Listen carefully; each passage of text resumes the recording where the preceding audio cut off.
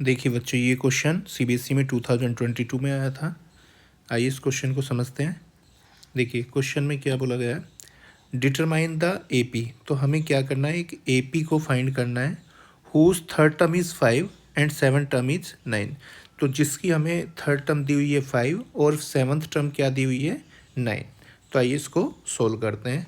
तो देखिए बच्चों, सबसे पहले तो हम क्या करेंगे, इस ए पी की फर्स्ट टर्म और कॉमन डिफरेंस को यहाँ पर एज्यूम करेंगे। ठीक है, तो let a be the first term, be the first term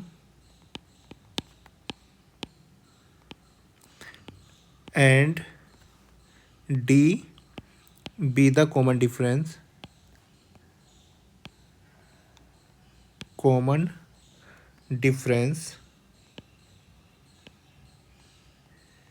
of the AP। ठीक है बच्चों, तो हमने फर्स्ट टर्म को यहाँ पर क्या ले लिया है A और कॉमन डिफरेंस को क्या ले लिया है D। ठीक है, तो देखिए अब क्वेश्चन में दो कंडीशन यहाँ पे दी हुई हैं। पहली कंडीशन है थर्ड टर्म दी हुई है 5 और सेकंड कंडीशन में क्या बोला गया है, सेवन टर्म इज़ 9। तो देखिए, तो यहाँ पर हम लिख सकते हैं according to first condition, according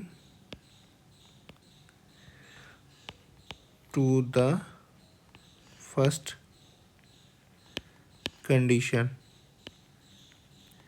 देखिए फर्स्ट कंडीशन में क्या बोला गया है, third term is equal to 5, third term is equal to क्या है 5। ठीक है, थर्ड टर्म को हम क्या क्या लिख सकते हैं, a plus two d, a plus two d is equal to 5। ये आ गई हमारी इक्वेशन नंबर 1। ठीक है, अब देखिए according to second condition, according to the second condition, second condition. तो देखो सेकंड कंडीशन में क्या बोला गया है, seventh term is 9, seventh term is equal to 9। Seventh term को हम क्या लिख सकते हैं, a plus 6d, a plus 6d is equal to क्या है 9। तो ये हमारे पास आ गई इक्वेशन नंबर 2। अब देखो इन इक्वेशन 1 और 2 को दोनों को सोल्व करके हमें क्या करना है, ए और डी की वैल्यू फाइंड करनी है। तो सबसे पहले हम इसमें क्या कर लेते हैं, डी की वैल्यू फाइंड कर लेते हैं। उसके लिए क्या करेंगे, इक्वेशन 2 में से इक्वेशन 1 को क्या करेंगे, सबट्रैक्ट। तो यहाँ पे लिख सकते हैं सबट्रैक्टिंग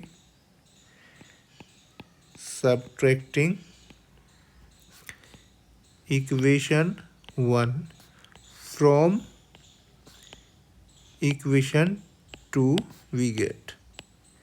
तो देखो इक्वेशन 2 में से इक्वेशन 1 को सब्ट्रैक्ट करना है, तो पहले इक्वेशन 2 को लिख लेते हैं, a plus 6d is equal to 9 और फर्स्ट इक्वेशन क्या है, a plus 2d is equal to 5।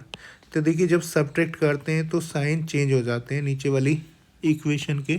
तो ये प्लस का ये माइनस का ये हो जाएगा, ये प्लस का 2d माइनस का 2d हो जाएगा, प्लस का 5 माइनस के 5 हो जाएगा। ठीक है, अब देखिए प्लस ए से माइनस ए कैंसिल हो जाएगा और देखिए प्लस 6d और माइनस के 2d कंबाइन होकर हो जाएंगे 4d, प्लस के 4d। और इधर देखिए प्लस के 9 और माइनस के 5 को कंबाइन करेंगे तो क्या होगा, प्लस के 4। ठीक है, 4 से 4 कैंसिल हो जाएगा। ठीक है, डी की वैल्यू कितनी आ जाएगी हमारे पास 1। तो देखिए कॉमन डिफरेंस तो हमें पता चल गया कितना है, इसका कॉमन डिफरेंस कितना है 1। अब हमें फर्स्ट टर्म चाहिए, तो फर्स्ट टर्म के लिए क्या करेंगे, डी की वैल्यू को इक्वेशन 1 में पुट करेंगे। तो अब हम यहाँ पे क्या लिख सकते हैं, putting value of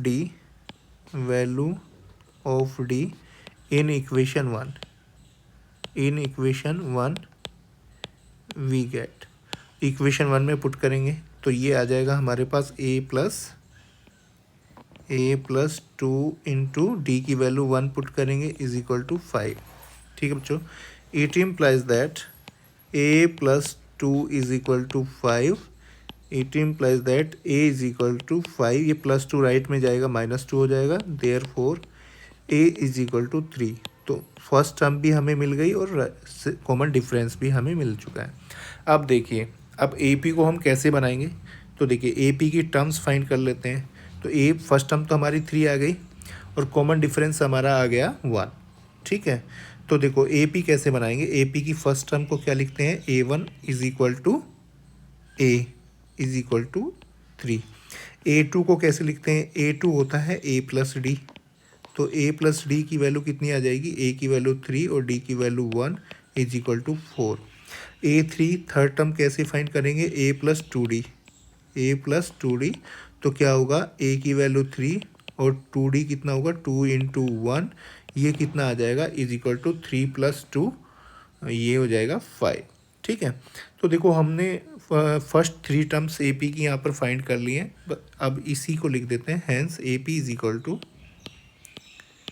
hence A P क्या आ जाएगी, ए पी आ जाएगी 3,4,5 और आगे हम क्या करेंगे, 3 डॉट लगाकर यहाँ पर छोड़ देंगे।